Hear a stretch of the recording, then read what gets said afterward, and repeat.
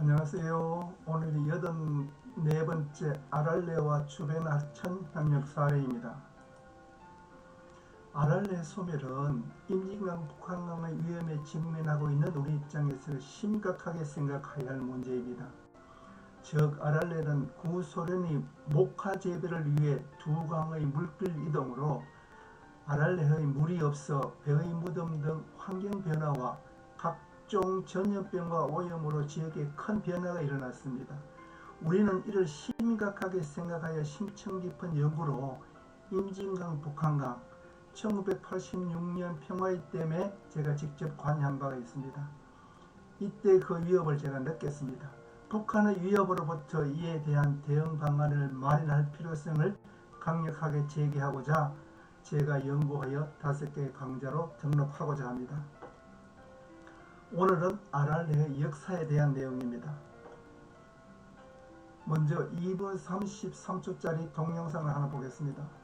네, 중앙아시아에 있는 아랄해는 한때 세계에서 4번째로 큰 호수로 이 지역 산업의 중심지였습니다. 하지만 지금은 10분의 1 크기로 줄며 사막이 돼버렸습니다. 원인은 무분별한 개발과 기후 변화입니다. 윤서영 월드리포터입니다. 배들이 사막의 모래밭 위에 버려진 채 녹슬어가고 있습니다.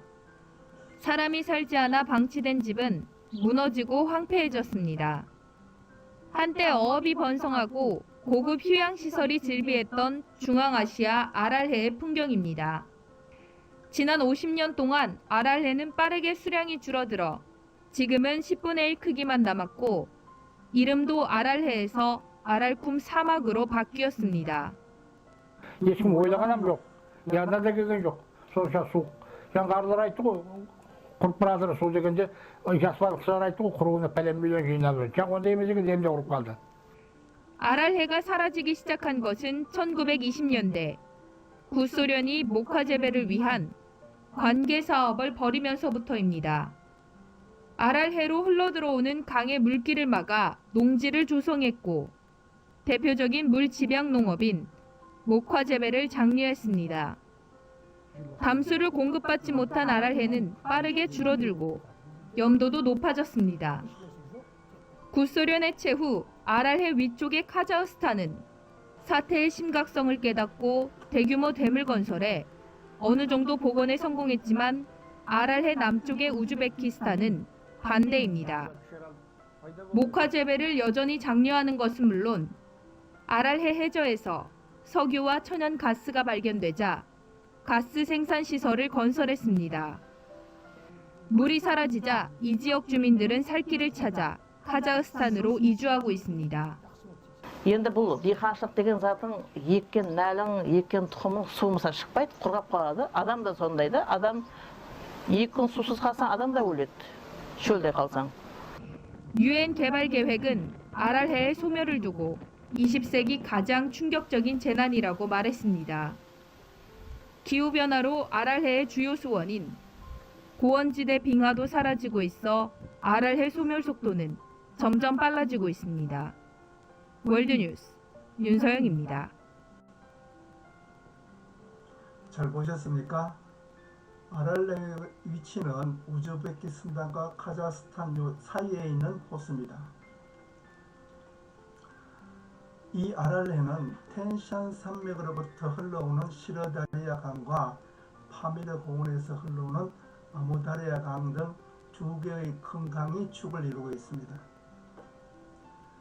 이 아랄레가 이렇게 사진에서 보는 바와 같이 소멸되었습니다.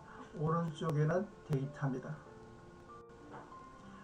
아랄레 하천 협력 사례는 무엇인가요?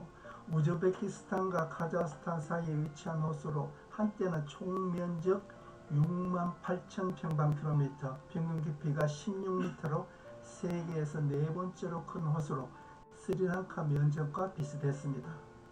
이 아랄레의 역사를 보면은 1만 년에서 2만 년 전에 형성되었다는 설과 200만 년 이상 전에 고대 호수라는 설 혹은 고생대의 테치스 해를 기원으로 한다는 설 등이 있습니다. 이 아랄해를 소비에트 연방시대에는 풍요로운 생태계를 유지했습니다. 1960년경에는 염분 농도가 해수의 3분의 1 수준이었고 아랄레의 연어와 아무다리강의 철갑상어 같은 토착종 외에도 외래종이 방류되었고 연간 4만에서 5만 톤의 어획량을 기록했습니다. 전성기에는 2,000명의 어민이 활동했고 아랄서크의 콤비나트에서는 5,000명의 노동자가 캐비어와 통조림을 생산했습니다. 소련의 관계정책과 환경 파괴는 어떻게 실행되었는가? 1940년대 소비에트 연방은 자연개조 계획 일환으로 대규모의 관계사업을 시작했습니다. 특히 1960년부터는 소련 정부는 백색의 황금이라 불리는 목화를 주요 수출품으로 만들기 위해 중앙아시아의 주요 강인 아무다리아 강과 시르다리아 강의 물길을 인위적으로 돌려 사막지대에서 목화, 멜론, 쌀, 곡물 등을 대규모로 재배하기 시작하였습니다. 그런데 이 계획은 심각한 문제를 내포하고 있었습니다. 대규모 관계수로 건설은 1930년대 시작되었지만 1960년도에 더욱 확대되었습니다. 하지만 많은 수로가 부실하게 건설되어 심각한 누수와 정벌 문제를 안고 있었습니다. 중앙아시아의 가장 큰 카라쿤 운하는 물의 30에서 75%가 목적지에 도달하기 전에 낭비되었습니다. 아랄레로 들어가야 할 막대한 양의 강물이 농업용수로 전환되면서 호수로 유입되는 담수량이 급격히 줄어들었습니다. 그런데 아랄레의 소멸은 소련 지도부가 예상하고 있었던 일이었습니다. 심지어 중앙정부 관계자는 어업이익보다 관계이익이 크다는 논리를 내세우며 아랄레는 오히려 아름답게 죽어야 한다고 일축하기도 하였다고 합니다. 이 대안으로 1960년대부터 시베리아의 오비강과 예니세이 강의 물줄기 일부를 중앙아시아로 돌리는 거대한 북부강 유역 전환 계획이 제안되었습니다. 그런데 막대한 비용과 러시아 본토의 부정적인 여론으로 인해 1986년 결국 폐기되었습니다. 1987년에는 호수 면적이 줄어들면서 북쪽의 북아랄레와 남쪽의 남아랄레로 분리되었습니다. 호수물이 줄어들면서 수십 미터씩 호숫가가 후퇴했고 미처 옮기지 못한 어선들은 말라붙던 호숫바닥에 오른쪽의 사진을 참고로 보시기 바랍니다. 그대로 남아 배의 무덤이라는 상징적인 풍경을 만들었습니다. 아랄레의 환경 파괴도 심각했습니다. 호수 주변의 투가이라 불리는 강변숲과 갈대밭 등 녹지는 말라 죽었고 풍화 자격으로 표토가 이슈되면서 사막화가 급속도로 진행되었습니다.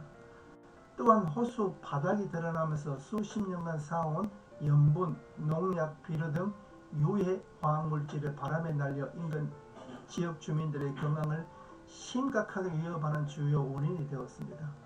냉전 종식 이후의 상황입니다. 1988년 소련 공산당 중앙위원회에서도 아랄레의 심각한 상황이 어제로 다루어졌고 주요 강요들이 문제에 대한 반성의 목소리를 내었습니다. 1992년부터 93년경에 아랄레 주변의 카자흐스탄, 우즈베키스탄, 투르크메니스탄, 타지키스탄, 키르기스스탄 등 중앙아시아 5개국은 아랄레 문제 해결을 위해 협력하기 시작했습니다. 그리하여 국가 간 수자원 조정위원회, 아랄레 유역 문제 국가 간 회의, 아랄레 구제 국제기구와 같은 국제협력기구를 설립했습니다. 그러나 타지키스탄 내전과 같은 지역 내 불안정한 상황으로 인해 아랄레 문제 해결을 위해 실질적인 대책 마련과 실행은 더디게 진행되고 있는 실정입니다. 오늘 강의는 여기서 마치고 다음 시간은 아랄레의 소멸 사태, 오염과 고갈 및 주민 실태, 아랄레의 수역 계획에 대한 내용입니다. 감사합니다.